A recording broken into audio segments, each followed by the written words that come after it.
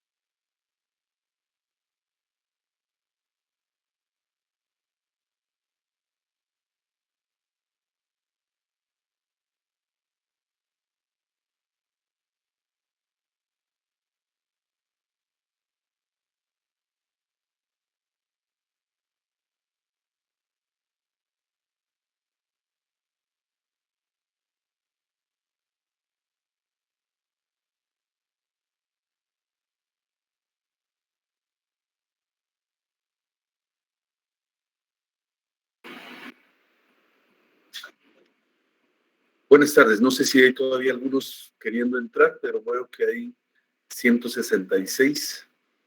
Entonces daré un par de minutos en lo que sigo admitiendo, aunque desde la plataforma, desde Class, pudieron haber ingresado directamente.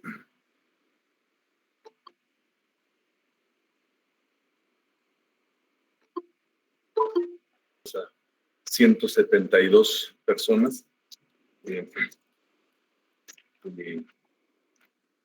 que tenemos que ir aprovechando el tiempo. De nuevo, buenas tardes a todos. Y de nuevo, bienvenidos también al curso de Teoría del Estado. Entonces vamos a empezar a hablar un poco de la teoría del Estado como ciencia política. Aparte, pues, como habíamos platicado en la anterior sesión, vamos a ir asignando el tema de las tareas. Las tareas, ay, me habían dicho que desde la plataforma de Class ustedes pueden entrar directo.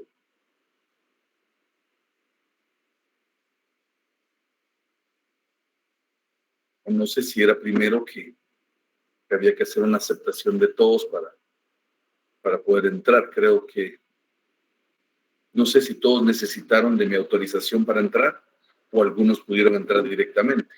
Entramos directamente, licenciado. Ah, qué excelente. Es que yo estuve aquí aceptando a varios, va de aceptar, por eso decía, no sé qué pasó, pero bueno, yo creo que alguien les compartió el enlace y no entraron directamente desde clase. Entonces quizás por ahí es que quizás todos debieran de poder acceder a su plataforma para poder trabajar sin problema. De hecho, a través de la plataforma vamos a trabajar el tema de la entrega de tareas. Quizás como comentario para ir avanzando un poco en esa parte y que no se me olvide, voy a empezar utilizando un par de textos. Creo que algunos los vamos a ir viendo en el camino. Va a depender mucho de los tiempos en que tengamos y cómo manejemos las cosas.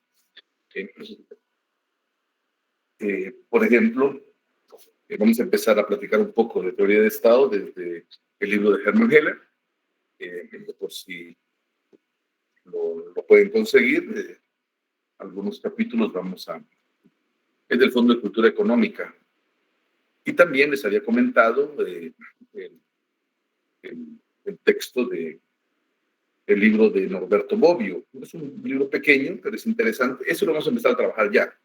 Estado, gobierno y sociedad. Sí, es pequeñito, no es muy grande.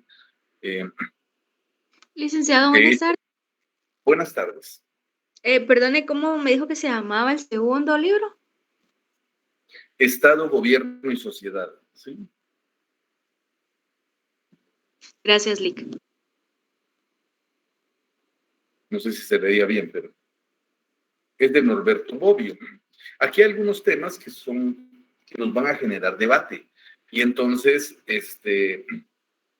ustedes van a hacer su debate inicial en grupo y luego pues van a ir compartiendo el libro anterior, es de Hermann Heller, ¿sí? Fíjense que alguien me mencionaba el de Porrúa, lo he estado viendo y está interesante también. Lo único está en que no lo conseguí en físico y me cuesta un poquito todavía. Lo tengo en versión PDF, pero todavía me cuesta un poco la parte de no poder ver y subrayar algo que estoy trabajando. Y ese sí me podrá, perdón, es que yo soy quien lo tengo, me lo prestaron para avanzar un poquito. Entonces, sí lo he estado leyendo y sí es claro, ¿verdad? Sí va entendiendo uno ciertas partes, pero no sé qué tanto me pueda servir ahorita para su Claro, clase. pues, al final la teoría es general en esto. Esto es un curso también de pura discusión, no es de ponerles mucha cuestión de ¿cómo decir? De repetir de memoria algo. No es para decir, miren, aquí vamos a sacar preguntas así directas. No precisamente. O sea, realmente esperamos que los parciales sean más de análisis y que podamos nosotros, a partir de lo que estamos leyendo, poder emitir juicio y poder emitir opinión alrededor de lo que se está planteando en clase. ¿Sí? Ese sería el punto. Entonces, de hecho, cualquier libro pues, nos puede ayudar. Hay muchos que están ahí que nos pueden ayudar para ahondar algunas temáticas. Estoy revisando, de hecho, el de Porrúa para ver qué aspectos también podemos ir tomando de ese libro. ¿Sí? Bueno, pues les decía que antes de que se me olvide, para el próximo lunes quiero que ustedes, el primer capítulo de ahora, si quieren, lo que podemos hacer, bueno, lo pueden conseguir el Fondo de Cultura Económica también, no es muy caro. Licenciado, buenas tardes. Buenas tardes, Jorge Ayla. Disculpe, el segundo libro, ¿de qué autoría es? Es Norberto Bobbio. Muchas gracias. A poner cerca, sí. Ahí está, tal vez un poco en gris, está ahí en la orilla, así atravesadito el autor. El primer capítulo es la gran dicotomía público-privado. Esa va a ser nuestra primera plenaria de discusión el próximo lunes. Entonces, les voy a solicitar que preparen, básicamente, leen el primer capítulo y luego pueden ustedes sacarme conclusiones a partir del debate que ustedes tengan de ese capítulo. O sea, no es hacer un resumen, sino que realmente pensar en qué ideas son relevantes y son discutibles alrededor de lo que plantea ese capítulo. Pero eso lo hacen en grupo. ¿Cuál va a ser la dinámica? Porque no podemos poner a 10 personas a exponer, entonces van a ser como 21, 22 grupos. Entonces, esto va a significar que, de alguna manera, voy a ir revisando la integración de los grupos y voy a ser yo quien decida quién nos da a conocer las ideas del grupo. Entonces, para ir rotando un poquito, a veces pasa que aquel que tiene mayor habilidad de expresión le dejan siempre la exposición, pero muchas veces pasa en que hay quienes no se comprometen mucho en el proceso. Claro que si eligieron esta carrera, creo que a todos les encanta hablar y exponer, porque van a ser abogados que van a ir a debate y van a participar de los procesos de argumentación. Entonces, ya acerqué alguien más. Entonces, como tal, creo que no va a haber ningún problema en seleccionar a cualquiera del grupo para que pueda argumentar su trabajo. No son muchas páginas y el libro está bastante accesible. Es ilegal, pero igual, pues si alguien lo compra y escanea el capítulo y se los comparte, pues por cuestión económica de no poder adquirir el libro, pues no hay problema. Sin embargo, si ustedes están estudiando derecho y los derechos de propiedad, creo que no es lo más recomendable. ¿Sí? De hecho, las fotocopias, todas las fotocopias son una ilegalidad.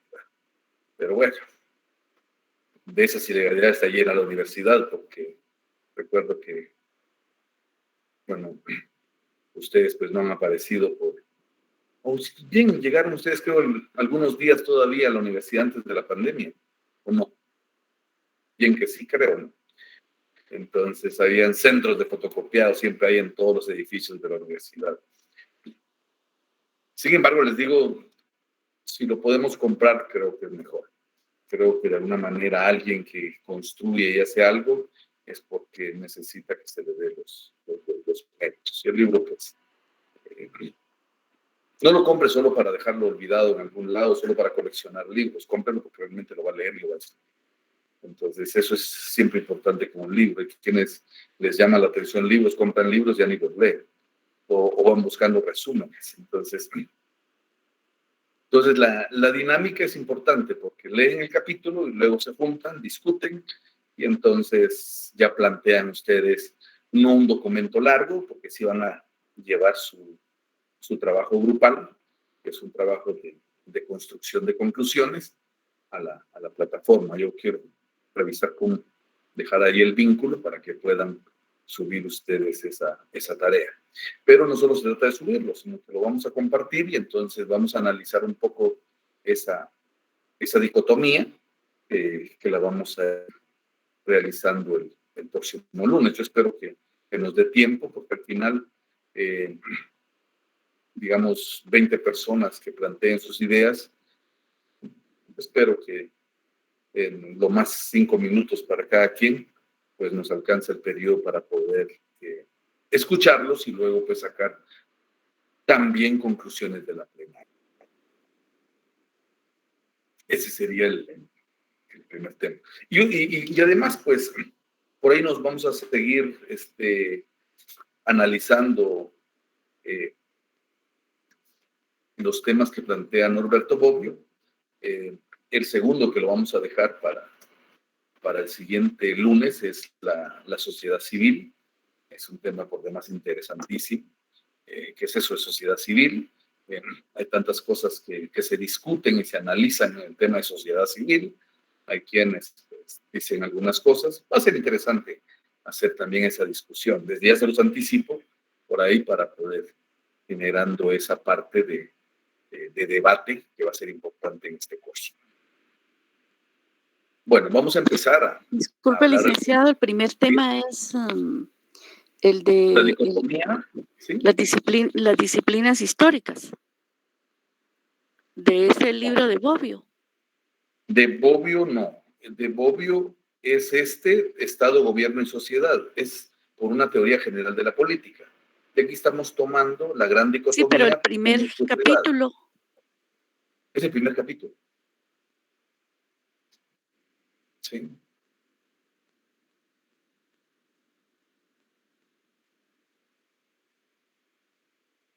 Lick, es decir que el primer capítulo lleva el nombre del libro.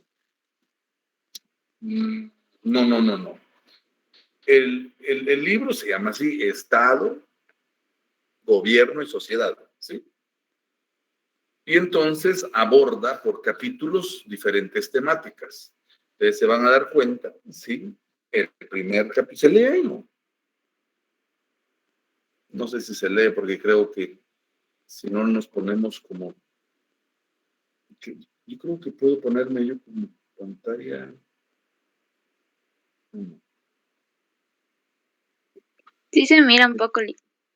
Bueno, si alguien está en teléfono puede ampliar su pantalla, pero si están en computadora, a menos que sea de las pantallas touch, podrían ver. Pues aquí, digamos, están los capítulos y los primeros 2 capítulos ya están definidos, uno para este lunes que viene y el siguiente para el otro lunes, para poder discutir aquí en clase.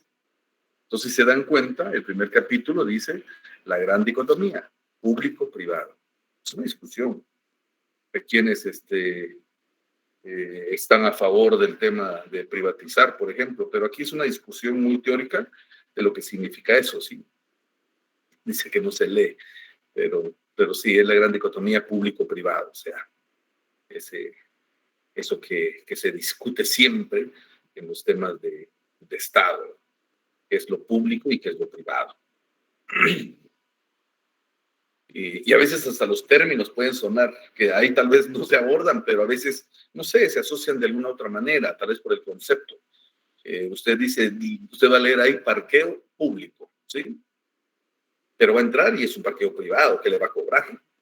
Entonces, tal vez porque está abierto al público en general le han llamado así, pero digámoslo así, o sea, suena interesante a veces cómo uno asocia ciertos conceptos por ciertas cosas, pero a veces hay más en la discusión de la esencia del concepto, en este caso la esencia de lo público y la esencia de lo privado.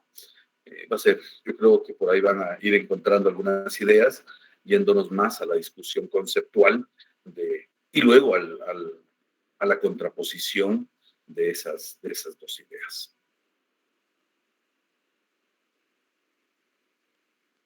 Onelia Magalí dice, ¿cómo se llama el primer libro? Es de Hermann Heller, ¿sí?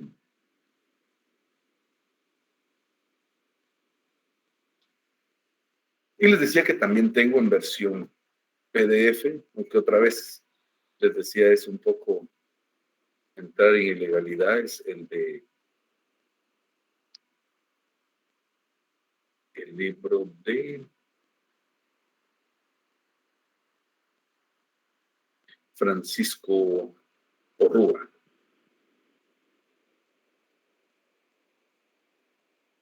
Que igual, quizás en ánimo de que el conocimiento sea funcional, pues igual se los puedo. Bueno, lo pueden buscar ustedes y bajar en internet. Licenciado, perdone una pregunta. Con respecto a lo que mencionaba, nosotros debemos subir el lunes, antes de la clase, debemos subir lo que es la construcción de las conclusiones del primer capítulo. Así es. Ya. Y después, en clase, es que los vamos a también exponer. Exactamente, lo van a socializar. Ok, muchas gracias. Licenciado, ¿es en sí una conclusión o es solo como la opinión o lo que dedujimos de lo que leímos, o qué es precisamente lo que tenemos que presentarle? Fíjese que cuando hablamos, habría que definir qué entiende usted por conclusión o qué entiende usted por comentario. Digámoslo así, cuando usted está haciendo una discusión, a algo deben de llegar. Quizás dicen, miren, concluimos que está tal idea, y al final llegamos a esta idea. Es un poquito una construcción y de conocimiento y de aprendizaje. Entonces, a partir de ahí es que se plantea. Entonces, por eso les decía, no, yo no quiero que me vayan a buscar y hacer un pequeño resumen o síntesis, aunque una síntesis sí es bastante complicada. A veces es un esfuerzo que no tan fácilmente se realiza, pero desde luego que es una práctica que muchas veces no la hacemos adecuadamente.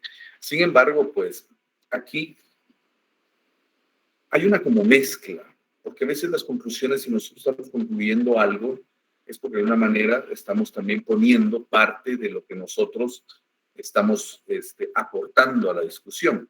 O sea, no solo lo que dice la teoría, sino que estamos conectando teoría y realidad, teoría y contexto. Y entonces eso viene en la conclusión. No podemos llamarle simple comentario, porque un simple comentario pues, puede ser cualquier cosa. O sea, me parece interesante, dicen muchos. Y así empiezan los comentarios que no nos ayudan a procesos de construcción de conocimiento.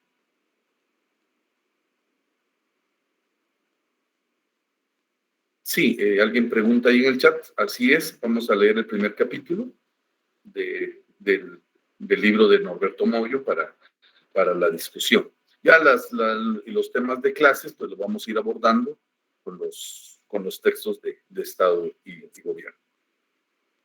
El de Estado, Gobierno y Sociedad. Así es, Andy. Este pequeño librito es el que van a leer el primer capítulo y en grupo discutir, analizar, sacar conclusiones. El documento que quizás no debería de pasar de un par de páginas es el que ustedes subirían a la plataforma y es el que compartirían en la clase el próximo lunes.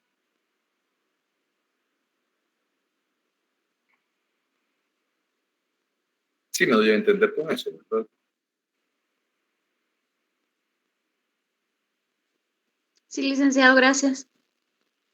Ok.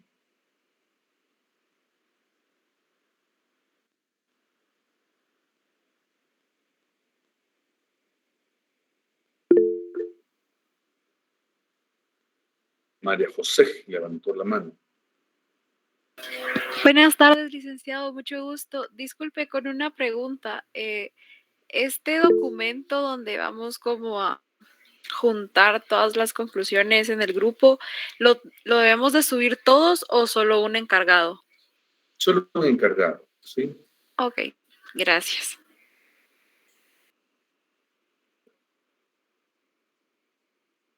Sí. ¿No hay ninguna otra duda alrededor de lo que estamos platicando?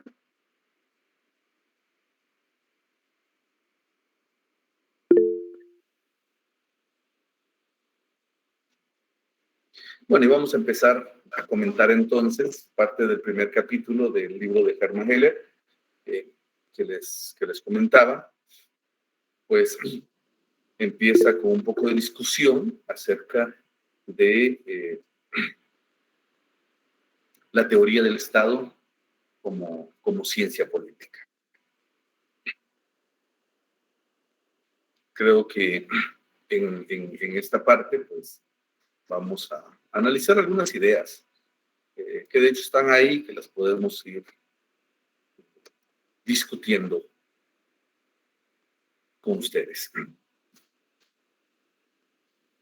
La teoría del Estado se propone investigar la específica realidad de la vida estatal que nos rodea. ¿Sí? Permítanme, yo creo que voy a...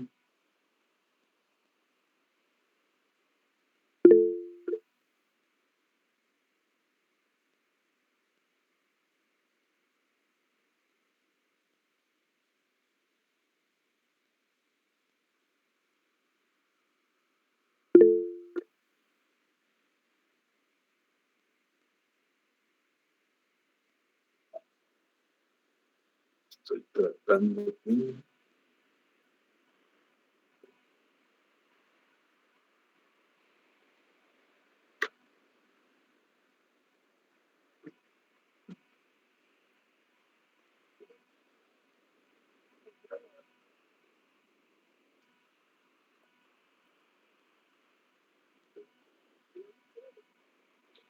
Estoy escuchando que como que no sé qué es lo que me anuncia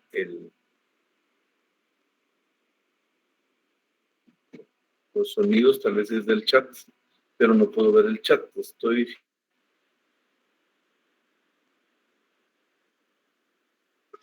tratando de ver. Alguien pidió la palabra, dice. Sí, yo, licenciado. Sí, Lo sí, que sí, pasa es que dígalo. tenía una duda con relación a lo de los grupos, que Ajá. usted había dicho que eran de 10, pero en nuestro grupo pues tenemos 11. No sé si estaría bien. Sí, está bien. Creo que con una persona más puedo ser permisivo. Aunque el Bueno, 10 muchas gracias, licenciada. era un número hasta de perfección, dicen los que juegan fútbol.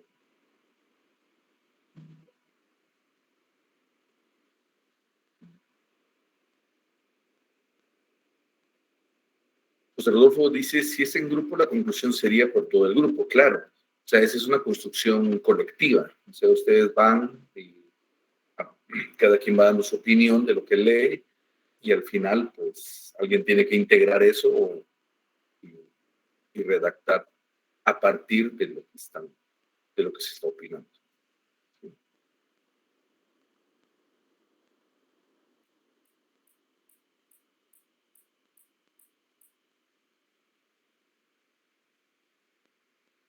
Que ya y respondiendo por ahí. Bueno.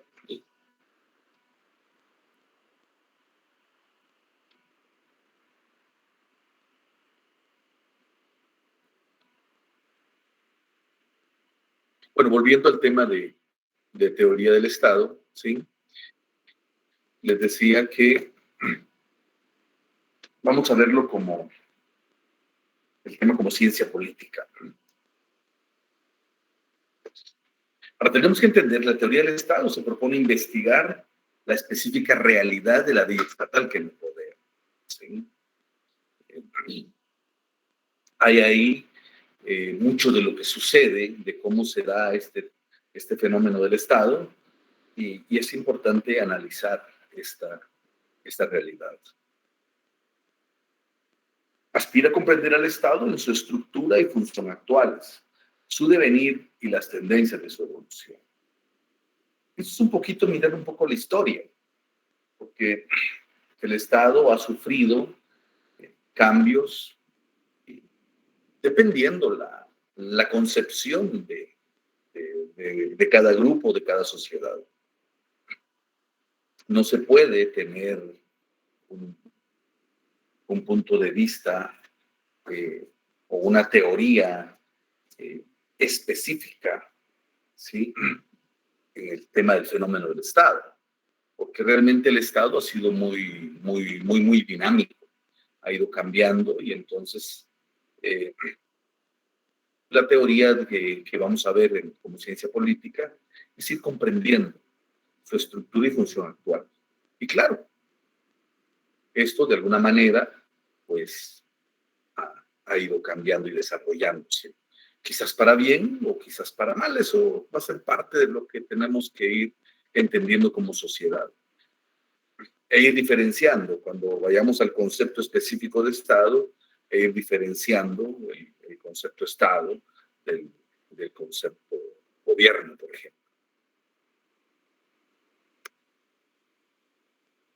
Entonces, esta teoría, como ciencia política, no es posible una teoría general de Estado con universalidad para todos los tiempos. ¿Por qué?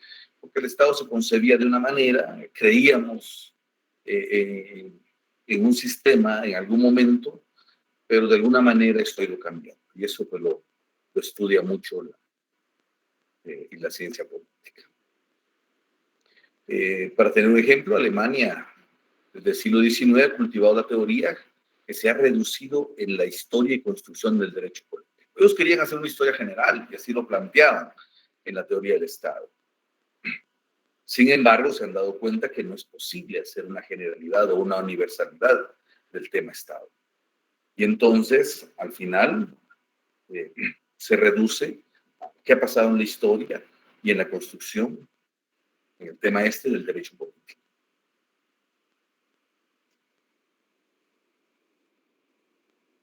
Sin embargo, en los pueblos latinos, en Inglaterra, a la teoría del Estado se le conoce como ciencia política. Y empezamos a ver entonces que hay una aspiración de hacer ciencia de la política. De hecho, parte de la facultad tiene la Escuela de Ciencia Política, porque de alguna manera hay una relación directa en los temas legales con los temas, con los temas sociales.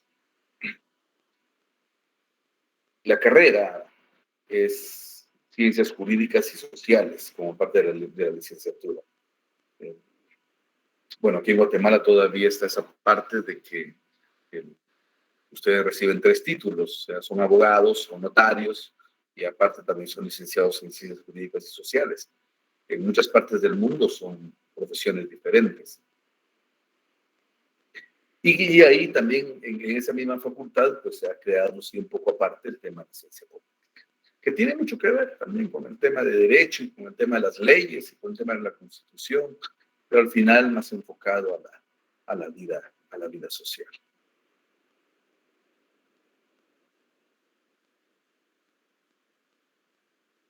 Ahora, ¿será ciencia si ofrece descripción, interpretación y crítica? Muy interesante este término, de los fenómenos políticos que sean, y hablo de la descripción, interpretación y crítica, verdaderas y obligatorias.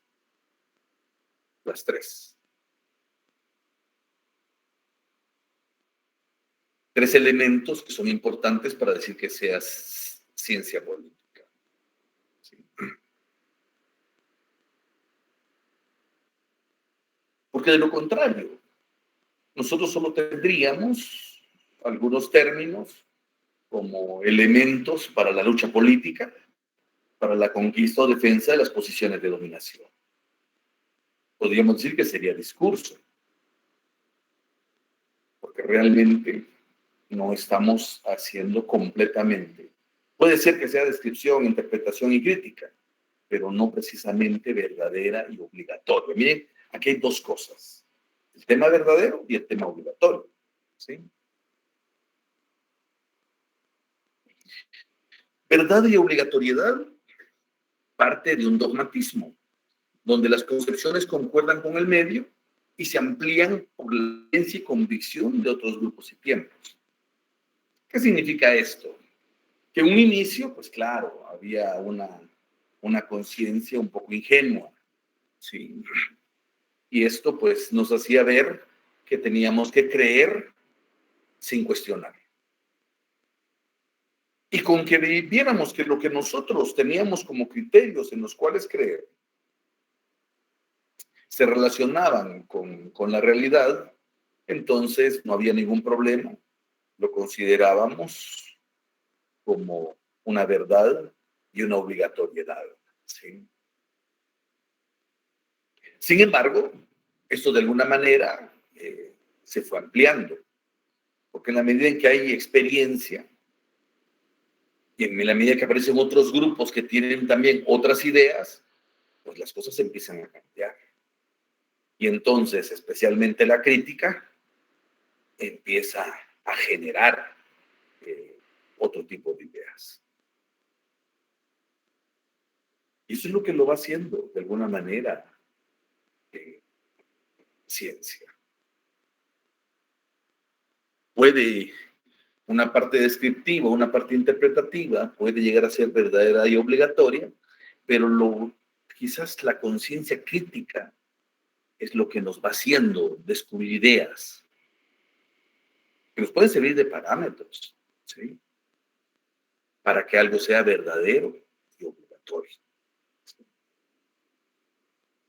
Porque lo que nosotros concebimos, ¿sí? Las ideas que podemos tener para la construcción de un Estado,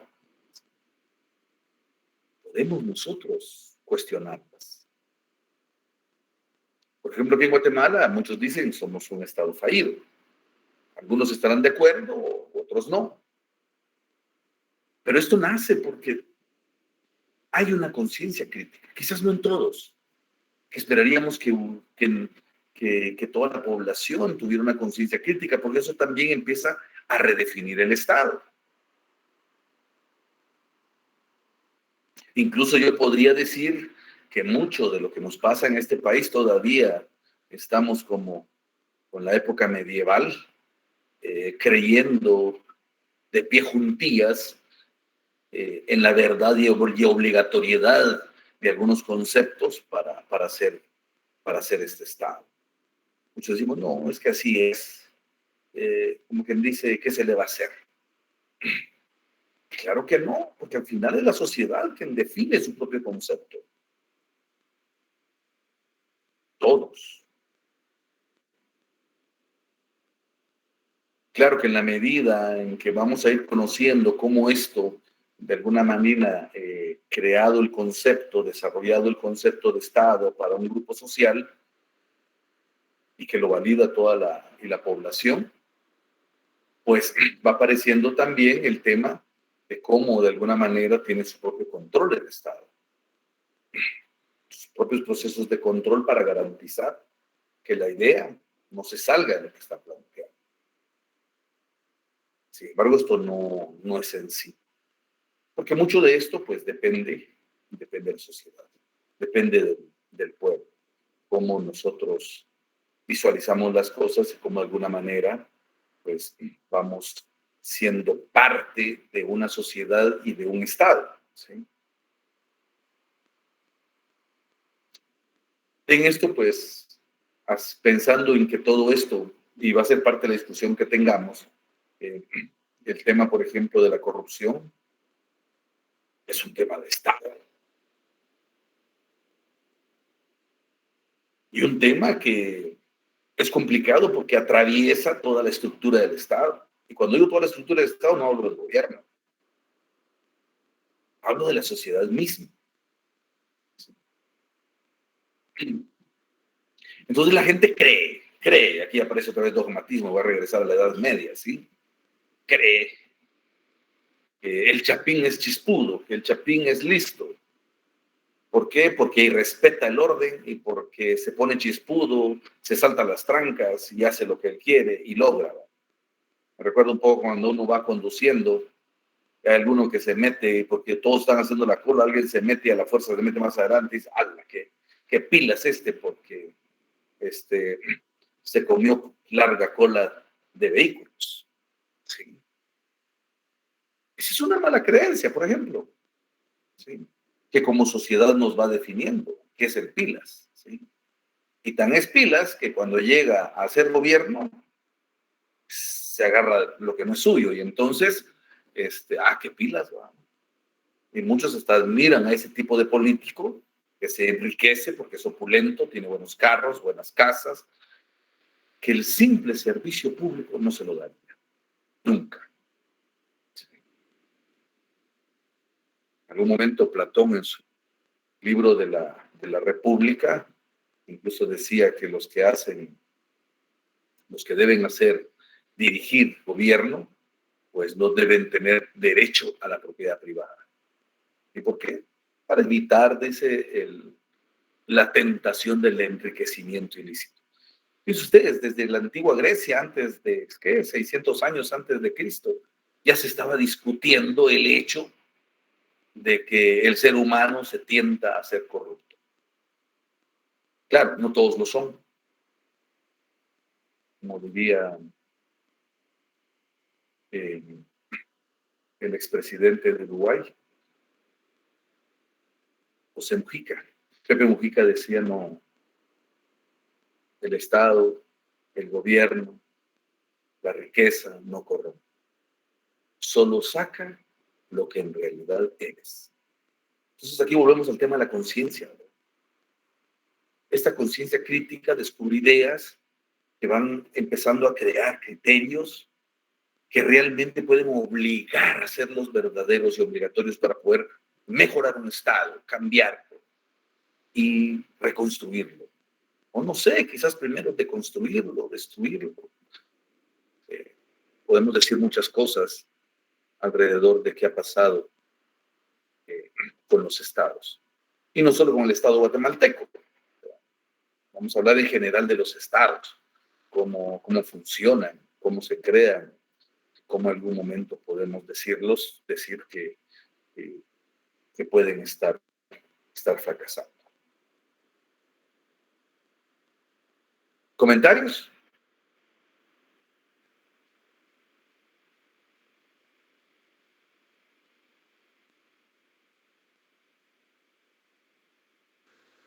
No hay comentarios. El tema que estamos hablando ahorita lo encontramos en el libro de Herman, ¿verdad? Así es. Ok, y ahí Eso podemos puse en ir la repasando porque, bueno, yo voy escuchando y anotando, pero pues hay cosas que repasar, ¿verdad? Entonces, a ese libro nos podemos abocar. Claro. El texto de Hermann Hesse. Me gusta cómo plantea al inicio el tema de la ciencia política y por eso es que tomo algunos elementos de él. No sé si voy a terminar con este libro, pero esperemos poder avanzar con algunas ideas que plantea. Y claro, solo las voy comentando, porque lo que está punteado en la presentación son extractos de ideas que están ahí en el libro. Quizás a veces no desarrollada completamente, pero es solo para puntear y tener, digamos, facilidad de encontrar la idea a la hora de verla, ¿sí? Porque si voy copiando párrafos es demasiado cargado en la presentación y no nos ayuda a identificar dónde está el elemento importante para poder discutir y analizar. Vuelvo a los temas estos de la ciencia política y cómo vamos de alguna manera, creando Estado. El pensamiento político en la Edad Media estaba subordinado a dogmas religiosos, sometido a los criterios de la fe revelada. Ustedes van a ver desde los tiempos esos, los emperadores, todos estos temas, como incluso los papas eran quien coronaba a los reyes y emperadores, ¿sí? Y entonces, en aquel entonces, pues, todo el tema político tenía que ver con la iglesia. Y cuando hubieron los procesos de colonia, por ejemplo, en nuestro país, ustedes van a ver que las construcciones o el diseño de los cascos urbanos del tiempo de la colonia era fácil entender que en el centro pues estaba el poder político y el poder religioso. Pues ahí estaba la iglesia y ahí estaba puede ser el palacio gubernamental, el palacio municipal, un poco para que también la gente pudiera visualizar que las dos cosas estaban muy relacionadas. Hoy quizás se ha heredado que se ve bonito, que se ve turístico, ver que la iglesia está en el centro del pueblo. Pero esto respondió en su momento a criterios políticos en donde lo político se subordinaba a lo religioso. Y entonces el político, por mantener el concepto de salvación, pues de alguna manera se mantenía ese poder en la iglesia. Y por ahí pueden haber mucha historia acerca de cómo la iglesia mantuvo ese poder por mucho tiempo. Hoy ya los podemos ver de manera diferente y no me refiero, quizás en aquel entonces el tema cristiano solo estaba en la iglesia católica. Dirían la iglesia católica apostólica romana, no sé cómo es el término completo, y que de hecho aún hoy es un tema mundial con un nivel de poder interesante. Ya no tiene el mismo poder político de hace 1000 años, pero todavía mantiene una cuota de poder. De hecho, el centro del gobierno de la Iglesia Católica, digamos, es un país, es el Vaticano. Y entonces ellos tienen, de alguna manera, o alguna forma como que se convirtieron al sistema para que entonces, aquí hay otro Estado y entonces lo reconocemos como Estado.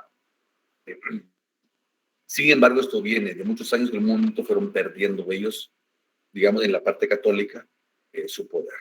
Claro, hoy aparece mucho el tema de las otras iglesias cristianas, que de alguna manera han llevado también y han definido. En muchos países, de alguna manera, el tema religioso todavía tiene algún nivel de incidencia en el tema político. Ya no como antes, pero todavía, sí.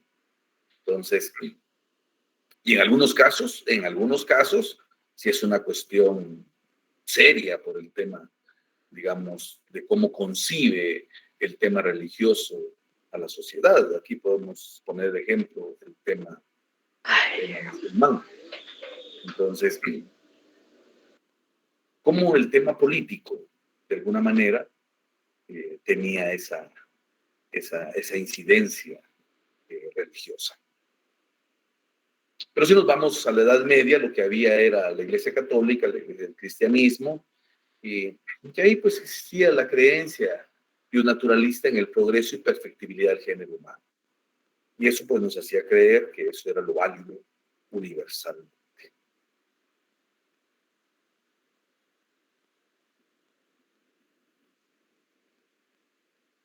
Sin embargo, nos saltamos al siglo XIX, allá por 1800 algo, empezaron a haber cambios. De hecho, con todas las revoluciones que se empezaron dando a finales del siglo XVIII, pues se empezó a eliminar toda la simplicidad dogmática. Y esto fue importante para el tema político, porque de una manera pues empezó a quitar algunos conceptos, algunas creencias que la gente pues se negaba a cambiar. Todavía hoy vemos algunas situaciones. Alguien me decía, no, es que aquí están manipulando, pero ¿manipulando qué? Les decía. Por ejemplo, en nuestro país, el tema de las elecciones, los resultados son por el tipo de creencia que manejan las personas. Si dicen, no, es que la gente, por ejemplo, Venezuela, no está de acuerdo con ese presidente. Bueno, pues ya no votarían por él, siguen votando por él. Entonces dice, es que no puede ser si él está haciendo cosas inadecuadas. Quizás, pero si la gente sigue creyendo, ¿sí?, que hay un orden natural que hay que respetar, pues lo van a seguir creyendo y lo van a seguir apoyando. O porque creen que así es el modelo y así es el sistema. ¿Sí? Sin embargo, mucho de esto y los países más desarrollados es porque lograron eliminar esa simplicidad dogmática. Y porque además esa conciencia crítica nos llevó a descubrir que detrás de ese orden natural, de ese orden de que las cosas deben de quedarse así porque así son y así siempre han sido per secula seculorum, eran solo intereses de algunos grupos. Normalmente, los grupos de poder, los burgueses, la gente con dinero. Y aún hoy, todavía, de alguna manera, está esa parte que sigue pesando porque ellos de alguna manera van a determinar esa configuración de ese pensamiento político que se maneja en un país o en un estado. En nuestro estado, pues hay cosas que sí debieran revisarse, debieran cambiarse. Pero no podemos seguir creyendo que esto es, voy a decir otra palabra, que esto es normal. Sí. Desde el siglo XIX, pues se ha ido eliminando, pero quizás no totalmente ni en todos los países. Pero es parte de lo que vamos analizando en esta teoría de Estado.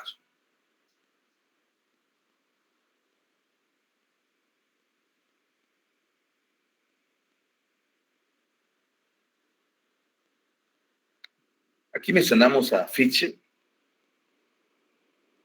En su filosofía del Estado, él dice que el destino del género humano es el destino del género humano y la igualdad de todo lo que tiene rostro humano. Bueno, así lo plantea él. Esa debe ser la filosofía del Estado. ¿Cuál debe ser el destino del género humano? Y debe luchar por la igualdad de todo lo que tiene rostro humano. Claro, muchos filósofos han planteado cosas, así como nos vamos de nuevo otra vez a los temas de los antiguos filósofos de la Grecia antigua en el tema del Estado. Sin embargo, no tuvo efecto político real en los estados de antes. En algún momento se trató de construir algo que no era fácil. Si ustedes se dan cuenta, la famosa historia de Sócrates, por ejemplo, que fue el maestro de Platón, interesante. ¿Por qué? Porque de alguna manera él viene y empieza a generar conciencia crítica en los jóvenes, y vienen y los políticos corruptos, imaginen ustedes, 600 años antes de Cristo ya se daban este tipo de situaciones, dijeron que estaba corrompiendo a la juventud. Hacía que la gente piense, pues corromperla.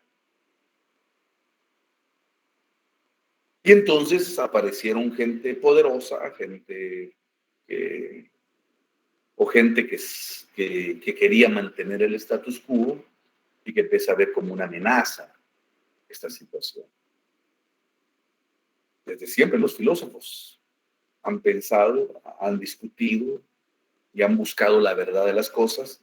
Entonces es que sus ideas, en muchos casos, pues hicieron como que algún tipo de molestia a los grupos de poder desde siempre. ¿Sí?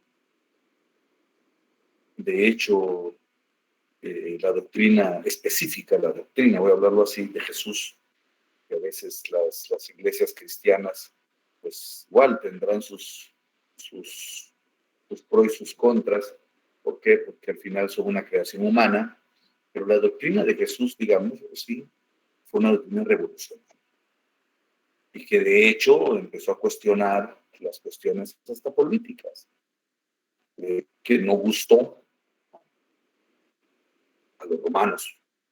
De alguna manera los estaba debilitando a la hora en que hacían enseñanzas. Entonces, si vemos, hay filósofos que vienen, hacen su análisis, plantean situaciones, por cómo debería manejarse la política, y en algún momento se pueden tomar en cuenta, y mucho de lo que incluso vamos a estar leyendo nosotros en teoría de Estado son libros que vienen de hace años y que todavía no nos han permitido hacer un cambio trascendental en nuestro Estado.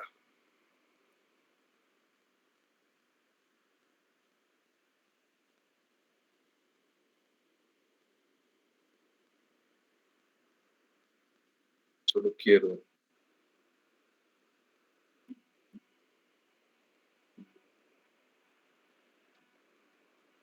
recoger un par de inquietudes. Sí.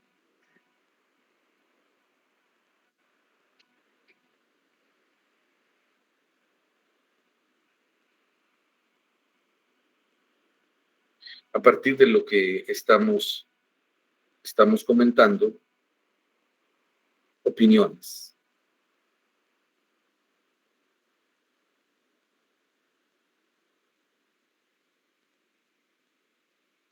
Vanessa, sí, la presentación sigue. Cuando la complete, la vamos a compartir. ¿Qué piensan ustedes de esto de la ciencia política? Sharon Selene. Buenas tardes, licenciado. Con una pregunta acerca de los grupos. Nosotros somos 7, como había dicho que eran menos de 10 y no más, no, ajá, que tenía que ser menos de 10 y no más de 5. Entonces no sé si es obligatorio que seamos 10. No, tal vez eso confundió, solo estábamos haciendo, ese era un comentario fuera del curso, yo les decía en términos ideales, eso fue en términos ideales, nada más dije. Gracias, licenciado. Dicen que 5 era un número ideal, pero no. Dije el número que vamos a manejar aquí va a ser de 10 personas, ¿sí? Si lo ponemos de 5 personas, por ejemplo, que sería lo ideal, tendríamos, ¿cuántos? Son 219 estudiantes, tendríamos 43, no, sí, 43, 44 grupos. Y eso, digamos, en el momento de hacer esos procesos de socialización, sería muy complicado. Entonces, en ánimo de que esto nos funcione mejor, es que recomendamos el número de 10. No sé si eso quedó claro. Licenciado, disculpe una previa, yo sé que esa no era la respuesta que usted se esperaba con esto de los grupos en este momento. A nosotros nos había autorizado el grupo de 11, seguimos igual, ¿verdad? Sí, claro. Lo dije al inicio de la clase, alguien también preguntó por eso y dije, bueno, uno más lo puedo perdonar. Gracias. Pero si me viene con 15, lo voy a decir, definitivamente no se puede. Lick, disculpe. Dice que nosotros también somos 11. Está bien. Ya Ok. no, estamos. Lick, solo una pregunta más. De los nombres de los integrantes del grupo, se lo tenemos que enviar a usted, pero ¿por qué medio? Ya. Estoy revisando. Fíjense, yo no conozco la plataforma de clase. Quiero revisar si ahí se pueden organizar los grupos, pero claro, me lo tienen que enviar. Lo que podemos hacer es que está en mi correo de la San Carlos, donde puedo yo recibir toda información. Lo voy a poner aquí en mensaje. Ok.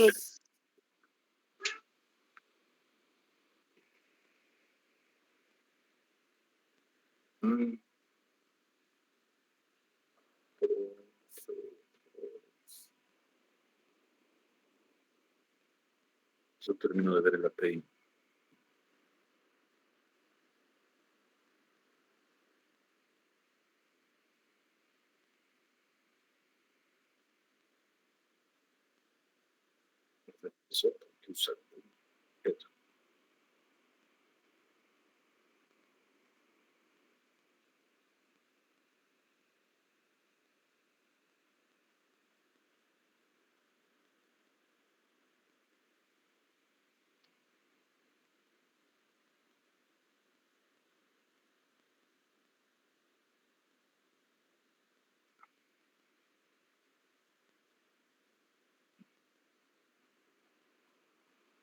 Ese es mi correo institucional y es el que yo tengo vinculado con la plataforma. Entonces, ahí ustedes pueden enviarme la organización de grupos. Yo estoy revisando esto de la plataforma. Creo que debiera tener, solo termino de conocerla, porque he trabajado en otras plataformas, en Teams, en plataformas específicas de Moodle. Lick, sí, porque para compartirle acerca de lo de las conclusiones, también tendría que usted publicar algo en Classroom para que uno lo pudiera subir. Así es. Entonces yo les voy a poner ahí el espacio en Classroom para que ustedes puedan poner la tarea que después le vamos a ir asignando. Gracias, Lick. Por nada, María Estefania. Bueno, se acabó el comercial. Bueno, entonces, ¿qué piensan? ¿Alguien que quiera opinar sobre el tema de la ciencia política?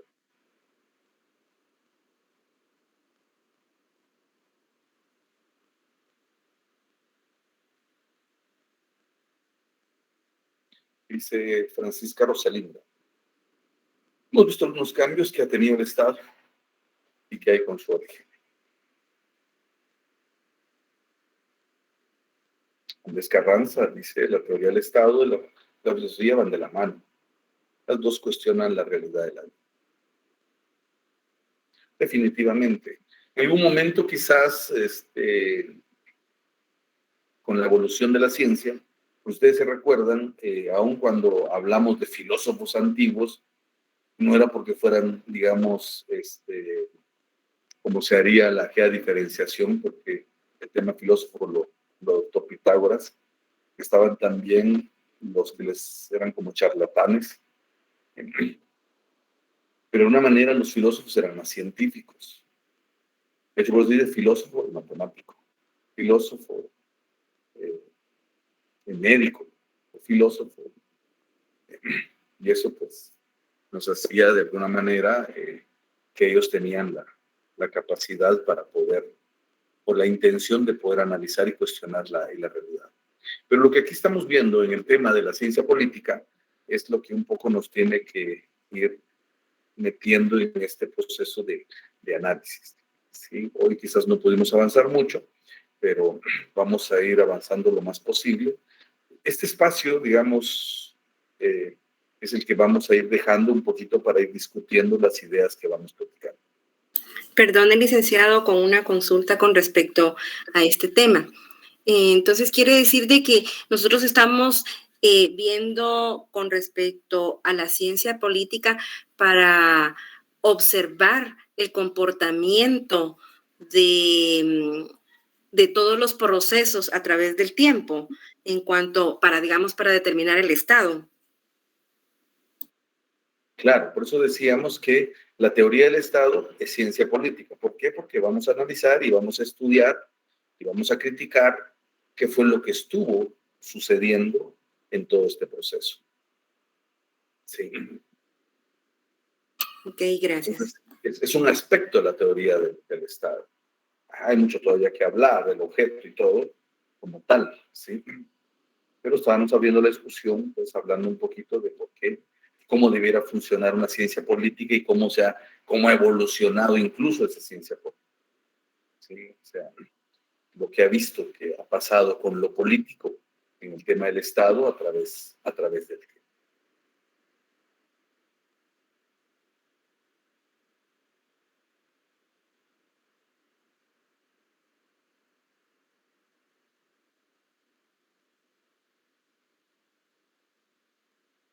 Pues leyendo. Sheila dice, bueno, la teoría del Estado se evoluciona en el tiempo, el cambio dogmático de las personas, de la separación de la Iglesia con la política. Sí, eso es interesante, un poco cómo se fue estudiando y cómo va cambiando esa percepción. Bueno, yo voy a esperar que igual vayamos participando más y espero irlos conociendo y escuchándolos, no para que me pregunten por cuestiones operativas, sino porque empecemos a plantear las cosas que vayamos leyendo de los textos. El lunes, se recuerdan, tenemos un espacio de discusión y análisis. Vamos a dejarle el tiempo para los grupos y luego pues vamos a socializar un poco y a concluir esta dicotomía de lo público y de lo privado.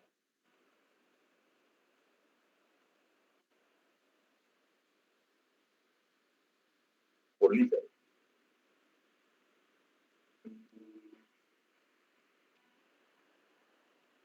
Es del mismo autor.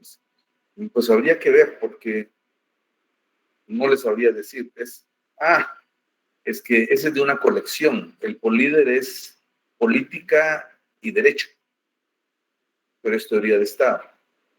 Pero es la colección política y derecho. Tendría que ser el mismo contenido. Si es el mismo contenido, pues no habría ningún problema.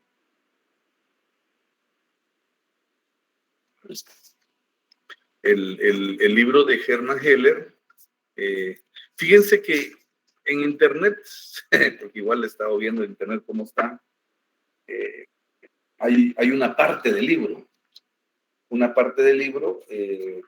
pero solo se refiere a la parte de los supuestos históricos del estado actual, que es la sección tercera. Eso se puede bajar en PDF, pero la primera parte no está. Igual toca comprar el libro si no está o fotocopiarlo. Le diré...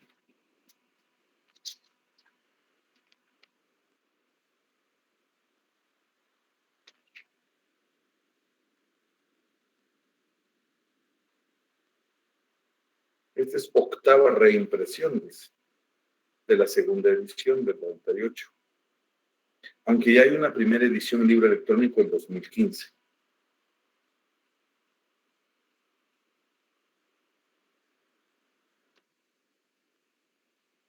Bueno, si no hay más que comentar, entonces, el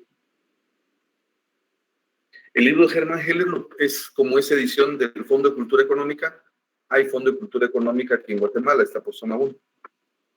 Si lo buscan en internet, los va a mandar a otro lugar. Ahora está en donde antes estaba la editorial Piedra Santa, y por la 11 calle.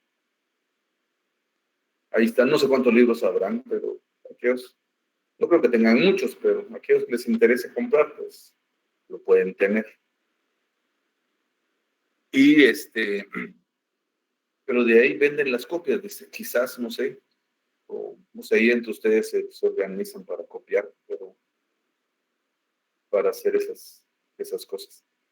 Bueno, si no hay ninguna cuestión, pues yo les cargo su atención, por favor, nos vemos el próximo lunes y preparan, por favor, sus conclusiones.